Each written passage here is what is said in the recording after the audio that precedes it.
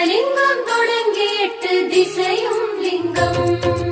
அஷ்டலிங்கம் அஷ்டலிங்கம் இந்திரலிங்கம் தொடங்கி 8 திசையும் லிங்கம். சிவம் சிவ சிவம். அஷ்டலிங்கம் அஷ்டலிங்கம் இந்திரலிங்கம் தொடங்கி 8 திசையும் லிங்கம். அஷ்டலிங்க தரிசனமே அண்ணாமலையில் கிடைத்திடுமே. அஷ்டலிங்க தரிசனமே அண்ணாமலையில் கிடைத்திடுமே. கிரிவல பாதையில் எண்டிசை பாலரும் போற்றும் லிங்கமே. அதை கண்டால் புண்ணியமே. திரு அண்ணாமலை